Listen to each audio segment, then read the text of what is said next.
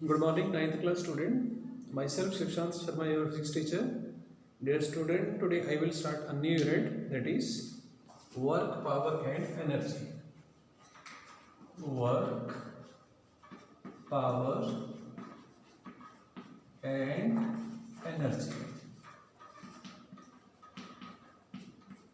क्या है वर्क? क्या चीज वर्क को डिसाइड करती है? कौन सी बॉडी की एनर्जी ज़्यादा होगी, मीन्स कौन सी बॉडी ज़्यादा एनर्जेटिक होगी, and which one more powerful. ये सारे के सारे पॉइंट हम इस यूनिट के बीच में डिस्कस करेंगे। वर्क क्या चीज़ है, क्या फैक्टर्स रेस्पॉन्सिबल हैं जिन बेसिस के ऊपर हम बोल सकें कि भाई अब इस स्टेज के ऊपर बॉडी ने कुछ काम किया है। देखने में तो हमें लगता है कि बॉडी कुछ काम कर रही है, लेकिन फिजिक्स बोलती है कि भाई साइंस के अकॉर्डिंग इस लेबर ने, इस मजदूर ने, इस पर्सन ने कोई काम किया नहीं है। तो कैसे हमें ये पता चलेगा कि फिजिक्स के अकॉर्डिंग काम हो रहा है कि नहीं हो रहा है? एक लेमन के लिए, सिंपल एक इंसान के लिए, ठीक जैसे साइंस में पढ़ी हो, आर्ट्स वाले के लिए मजदूर लगाया हुआ है, वो पूरा दिन काम कर रहा है। तो क्या फिजिक्स के अकॉर्डिंग भी वो काम कर रहा है, काम हो रहा है कि नहीं हो रहा है? तो सारे के सारे पॉइंट्स हम वन बाय वन डिस्कस करेंगे। This is very important unit and this is the foundation of a unit, same unit that you in broad form will study in the 11th unit. What is work? Work को बेटा हम इस notation W से लिखते हैं। मान लेते हैं बच्चे यहां पर है बॉडी, ठीक, और इस बॉडी के ऊपर हमने ये एक्सटर्नल फोर्स अप्लाई कर दिया है। ये एक्सटर्नल फोर्स है। हुआ क्या, ये बॉडी बच्चे ए पॉइंट से डिस्प्लेस होकर के, हिल करके दूसरी जगह बी पर पहुंच गई। फिजिक्स बोलती है कि अगर कोई बॉडी अपनी जगह से हिल रही है, अपनी जगह को छोड़ करके किसी दूसरी जगह पे जा रही है, मींस अगर कोई बॉडी डिस्प्लेस हो रही है तो वर्क होगा। 9th स्टैंडर्ड में हम सिंपली इतने की चीज के ऊपर स्ट्रेस देते हैं, क्या जब बॉडी किसी दूसरी बॉडी को उठा रही है, हिला रही है, उसकी जगह को चेंज कर रही है, तो क्या वहां पर वर्क होगा? अगर वर्क होगा तो कैसे हम देंगे? जैसे कि यहां जैसे ये बॉडी ए थी, ए के ऊपर मैंने फोर्स अप्लाई किया और बॉडी यहां से हिल करके बी जगह के ऊपर पहुंच गई। तो बॉडी ने बेटा एज पर दिस डायग्राम अपनी पोजीशन को चेंज किया है, मीन्स बॉडी की डिस्प्लेसमेंट हुई है। जब फोर्स लगाने से बॉडी अपनी जगह से हिलती है, अपनी जगह से डिस्प्लेस होती है, मीन्स अपनी जगह को चेंज करती है, तो वर्क होता है। वर्क होता है, पर होता कितना है उसको हम लिखते हैं फोर्स इनटू डिस्प्लेसमेंट। अगर किसी बॉडी के ऊपर एक्सटर्नल फोर्स लगाने से बॉडी अपनी जगह को चेंज कर लेती है, मीन्स बॉडी की पोजीशन चेंज होती है, मीन्स बॉडी डिस्प्लेस होती है, तो फिजिक्स के अकॉर्डिंग वर्क होगा। लेकिन कई बार ऐसा होता है कि हम फोर्स भी लगाते हैं, डिस्प्लेसमेंट भी होती है, लेकिन वर्क नहीं होता है। तो वो कौन सी सिचुएशन है जहां पर फोर्स लगाने से बॉडी अपनी पोजीशन भी चेंज करती है, बॉडी डिस्प्लेस भी होते हैं, इन स्पाइट ऑफ दिस कोई वर्क नहीं होता है वहां पर? तो कौन सी सिचुएशन है वो डिस्कस करते हैं, एंड दैट सिचुएशन इज ये वाली। उस सिचुएशन में बेटा बॉडी के ऊपर फोर्स ऐसे नहीं लगता है। जो पहले वाली सिचुएशन थी उसमें फोर्स उसी तरफ लगा है जिस डायरेक्शन में बॉडी की डिस्प्लेसमेंट हो रही है। मींस हम बोल सकते हैं कि भाई इस पहले वाले डायग्राम के बीच में बॉडी, उस बॉडी की डिस्प्लेसमेंट एक्सटर्नल अप्लाइड फोर्स की डायरेक्शन में हो रही है, तो वर्क हुआ। कितना हुआ इस सिचुएशन में वर्क?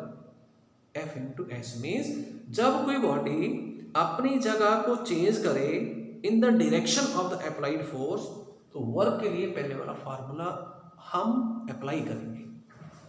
लेकिन ऐसे यहां जैसे मान लेते हैं ये रोलर पड़ा हुआ है, रोलर को हमने खींचा, कैसे खींचा भाई? ऐसे।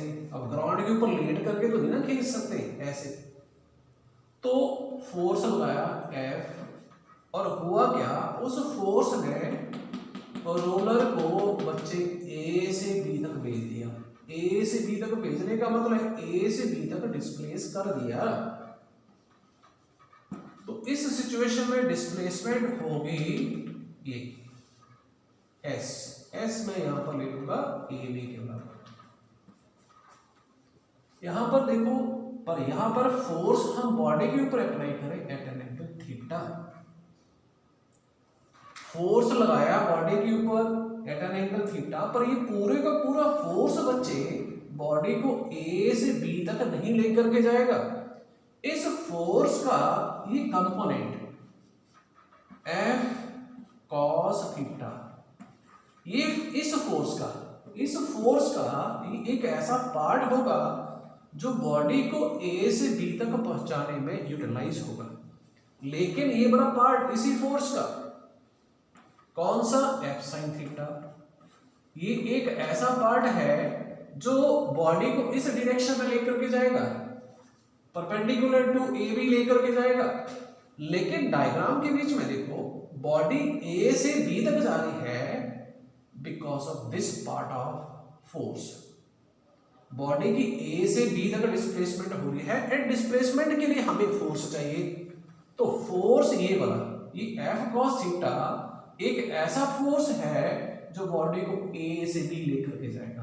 तो बॉडी की ये S डिस्प्लेसमेंट जो है वो होगी because of this component F cos theta, ना कि F sin थीटा के कारण। क्योंकि F sin थीटा बॉडी को परपेंडिकुलर लेकर के जाएगा, लेकिन बॉडी तो A से B जा रही है, ना कि ऊपर की तरफ जा रही है। सो दैट्स व्हाई ये F sin theta component body के डिस्प्लेसमेंट के लिए अपनी कोई भी कंट्रीब्यूशन नहीं देगा। तो वर्क इस सिचुएशन में जो होगा वो हम W लिखेंगे, और होगी फोर्स, पर फोर्स की जगह पर F नहीं आएगा। अब जब एंगल पे एक्ट करेगी, जब फोर्स किसी एंगल पे एक्ट करता है, तो इस सिचुएशन में वर्क दिया जाता है इस फॉर्म में। तो W जो है ये बन जाएगा F S cos theta.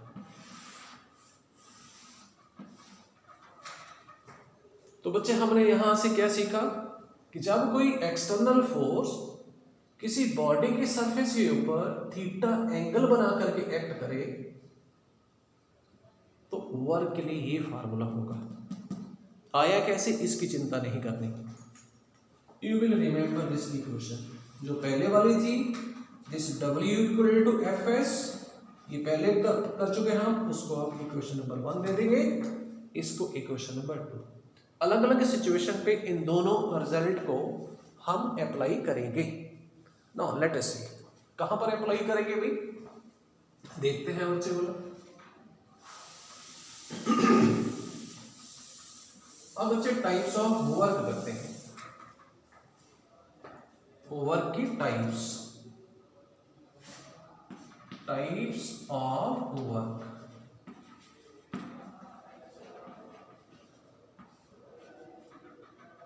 Types of work में number 1 positive work.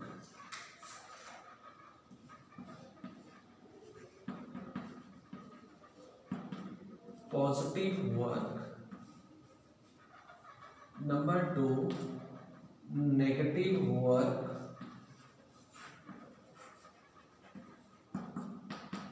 And third one that is zero work. Zero work सबसे मजेदार ये वाली चीज है, जीरो वर्क। तो इलेबोरेट करते हैं इसको, तो डिस्कस करते हैं। फर्स्ट वन जीरो वर्क, क्योंकि जीरो जैसे नंबर लाइन नहीं होती है, रेफरेंस होता है जहां से स्टार्ट की जाती है। राइट साइड वाले पॉजिटिव, लेफ्ट वाले नेगेटिव, तो जीरो रेफरेंस पॉइंट, यहां से स्टार्ट करते हैं। तो जीरो वर्क।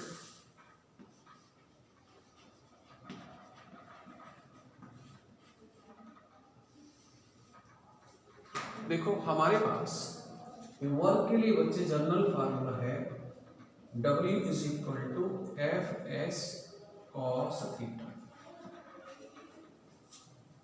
ठीक, इस एंगल की वैल्यू जो है ये भी डिसाइड करती है क्या वर्क जीरो हो रहा है कि नहीं हो रहा है भाई। दूसरी, इस s की वैल्यू, ये वाली जो s की वैल्यू है ये भी डिसाइड करती है क्या वर्क हो रहा है कि नहीं हो रहा है। क्लियर?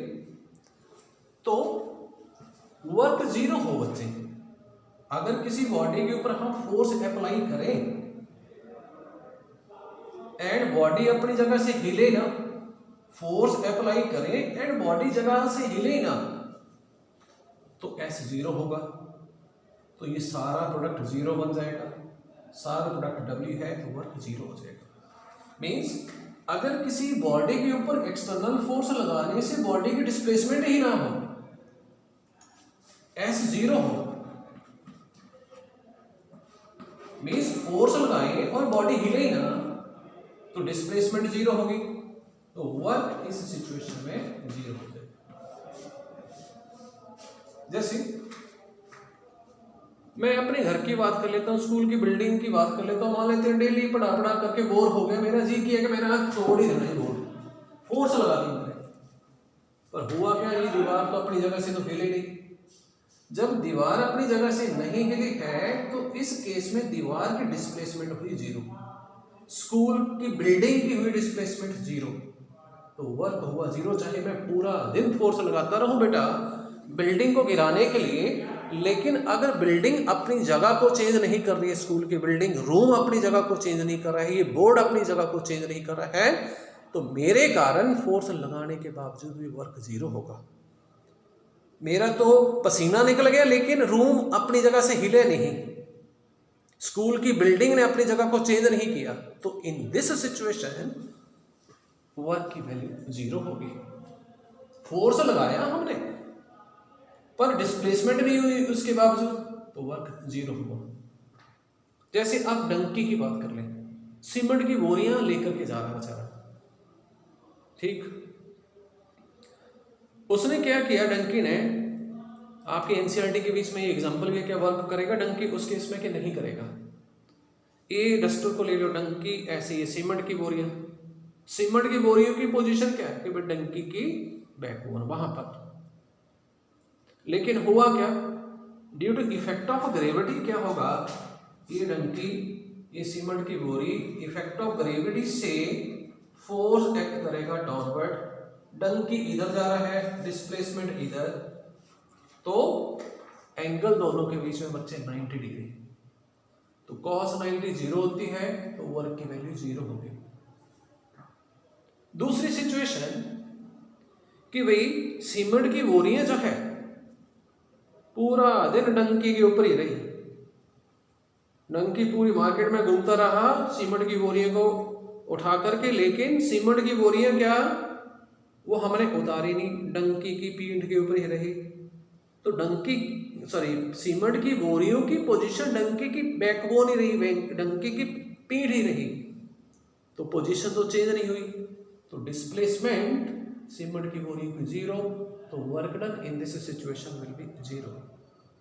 पंखे की बात कर लेते हैं, मोटर पंखे को घुमाती है, एक रोटेशन पे displacement zero, so that's why motor को जो वर्क करना पड़ेगा पंखे को रोटेट करवाने के लिए ओवर कंप्लीट रोटेशन, चाहे 3 रोटेशन हो, 5 रोटेशन हो, 20 हो, पर होनी चाहिए complete, over complete rotation, 1 complete rotation, displacement तो फैन की होगी जीरो विंग्स की, तो S जीरो हुआ, तो ये सारा प्रोडक्ट जीरो हो गया, तो वर्क डन जीरो हुआ।